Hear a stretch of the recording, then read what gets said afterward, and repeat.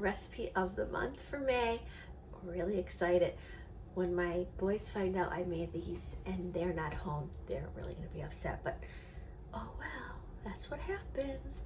So first thing we are going to make, and I started this part yesterday, so the hardest, longest part of this recipe is overnight. You want your chicken wings to do a little soaking. I would call it a brine, but we don't have the salt and the sugar in there. What we are using is a smoked tea. Now, usually I get this when I go to the Sullivan Street Tea House in New York in the Village. COVID, haven't been there. Not getting there till June. Found these at Wegmans and I was like, holy cow, I can do this recipe for our video. So that's what I'm using this time, but I usually source their good stuff. You can see I have made the tea. I did like 3 tea bags, 8 cups of water, and I probably have about 4 pounds. Just put them in overnight. So what happens is the tea does a lot of the tenderizing for the chicken wings. It makes them great, but the smokiness then infuses throughout the whole wing. So when they get cooked, the smokiness is built in. It's really quite wonderful. You have to try it. And then you have to email me or send me a comment and let me know that you tried it, because it's that good. So once you have overnight, have these wings done. All right, so I have parchment down. I'm gonna bake on the parchment. I have, just gonna put these on a paper towel so that they could dry off a little bit. If you put them in the oven and they're all wet, they're gonna steam and they're not going to give us that air fry kind of look. You can use your air fryer. And I did the whole wing because that's what they had available at the store. If you have other options, you certainly can do it. And I think this would be good with drumsticks also. You can grill these or bake them, air fry them. You could deep fry them. All of the good choices. And you want to throw that tea right away. That's no longer good for us at all. Just pat off the wings.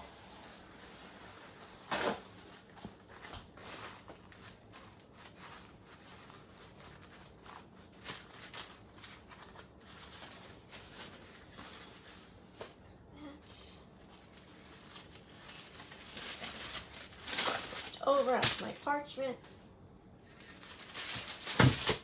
and maybe not on the table, but that guy's trying to escape. He didn't get too far.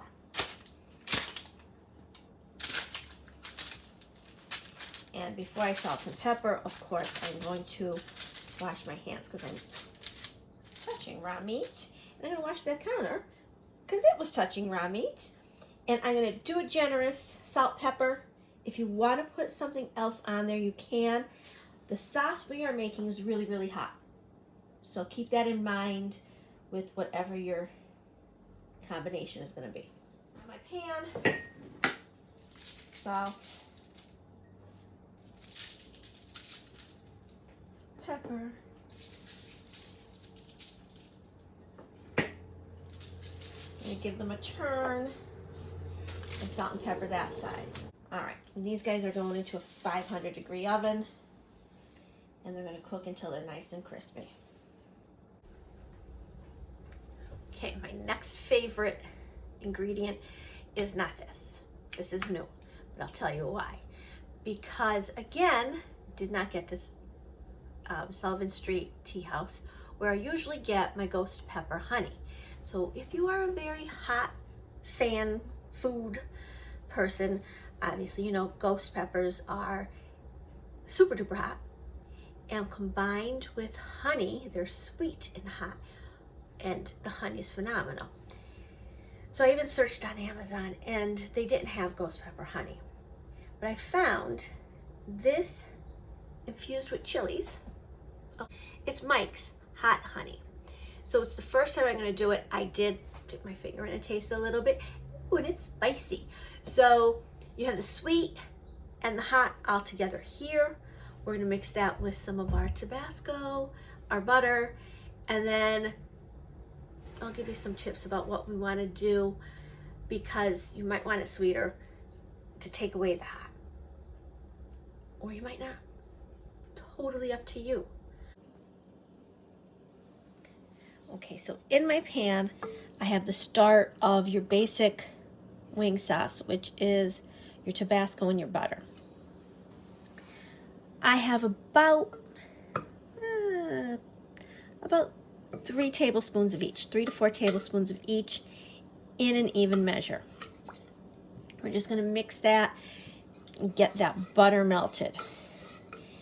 And you can stop right here, and voila, you have wing sauce.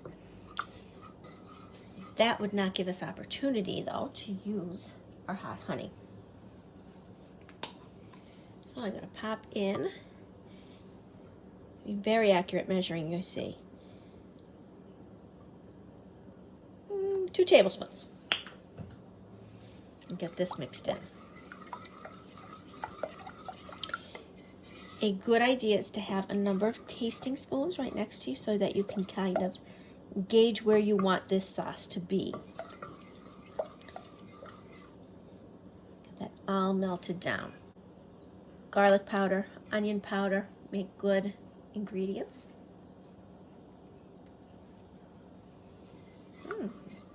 So far.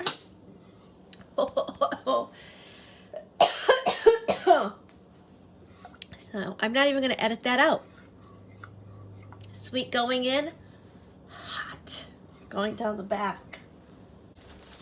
So I'm going to take this a little sweeter for you. Or for me, I should say. I don't know what you're doing. You might like it this way. I'm going in with the dark brown sugar.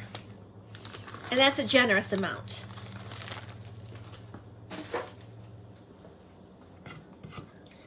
Now, if you go through these tastings in the same way I am, you'll know why I said you might not want to put anything extra hot on the wings. You definitely need your blue cheese. A few years ago, Brined did a How Hot is Hot class, I think is what we called it. And he went through 4 recipes, and each one got subsequently hotter. At the second one they were preparing, I was coughing and my eyes were watering. So I don't think I'm a total wimp, but that was second, before they really turned on some heat to their food. I was like, oof, people who love the hot food, they were happy as can be. Okay, let me try this.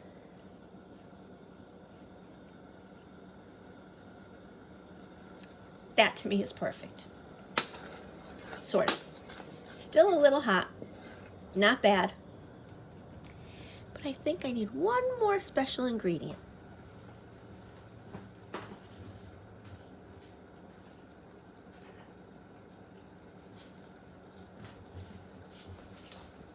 All right, go ahead, take your guesses, people. What is my one more special ingredient? Some of you know me well enough. By George, it's a little bourbon. About a tablespoon. And I'm just gonna mix that in. It's gonna add a little depth of flavor. If you find this is way too hot, a little bit of ketchup might battle some of that with the sugar content that it has and the tomato-iness that it has. You can even use tomato paste or tomato sauce a little bit if you don't want an extra sugar but want extra depth of flavor. Oh yeah, the bourbon did it. Okay, perfect. Now all I have to do is wait for my wings to come out. All right, I didn't tell you guys because I realized as soon as I was putting them in, I did drizzle a little oil on them. They have been in that super hot oven about 15 minutes.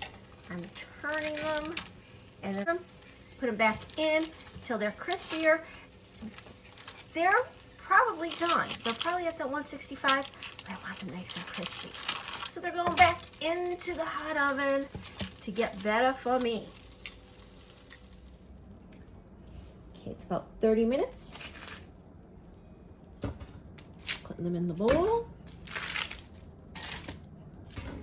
Now you don't have to put anything down on your pan, but see everything that's left on the pan? Makes it easier for washing. I don't do the dishes anyway because I cook. So somebody else does the dishes, but it's my way of being lovely to them.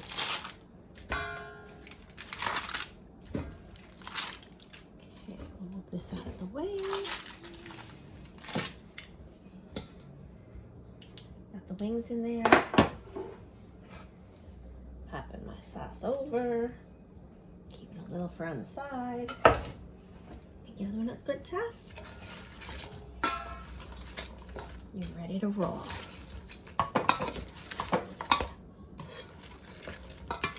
Delicious. Okay, gotta go eat.